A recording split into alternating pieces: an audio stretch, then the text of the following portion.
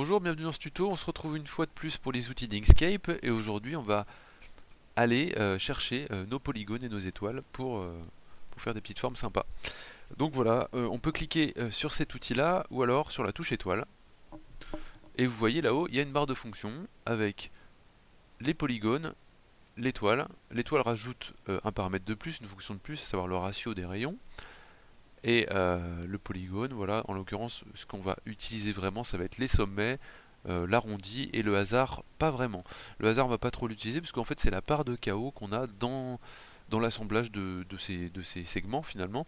Et donc, en général, les polygones, c'est assez normé, mais bon, ça peut permettre de faire des choses sympas des fois, faut vraiment voir. C'est le hasard, comme dit la fonction. Ensuite, ici, on a la réinitialisation des paramètres, comme sur l'outil carré, comme sur l'outil cercle qu'on a vu préalablement.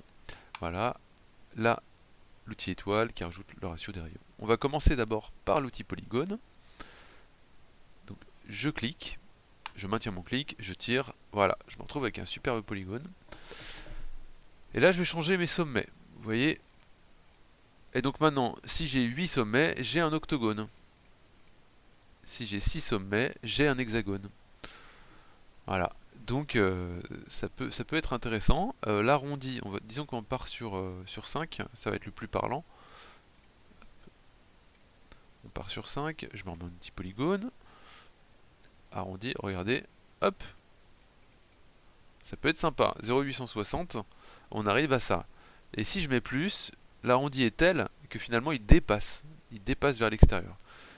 Et donc là, ça peut être très sympa, puisqu'en fait on peut avoir on peut faire une base de mandala, on peut faire une base de quelque chose d'une forme, d'un motif assez sympathique.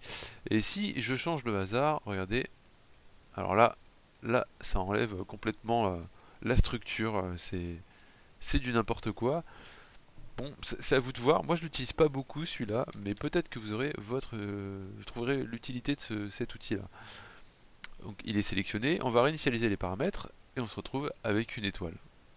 Voilà. Hop.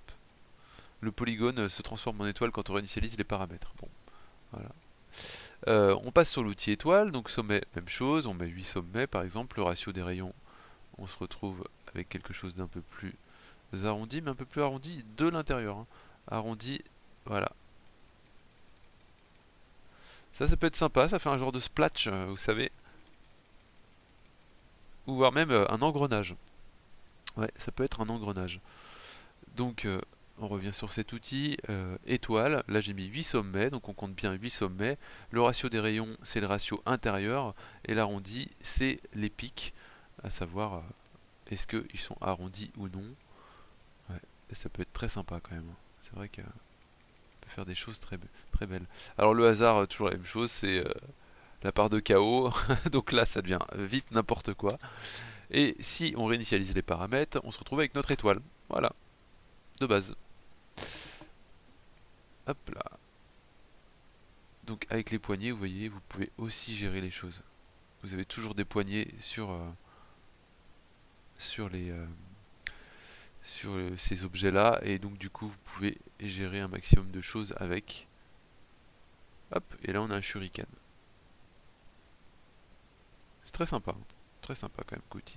Je trouve que ça c'est un outil qu'on utilise pas mal en laser. Je l'utilisais pas avant. Et en fait, maintenant, je me suis rendu compte que pour faire des motifs, des formes, superposer des mandalas, c'est quand même super bien, quoi. Il suffit par exemple d'enlever le fond, de mettre un contour. On va mettre 0,5. Voilà. On en recrée un autre. On va mettre le ratio des rayons. Hop. Voilà.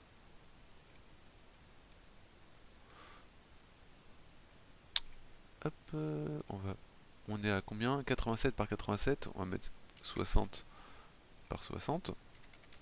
Voilà. Et on a un shuriken avec un petit motif au milieu.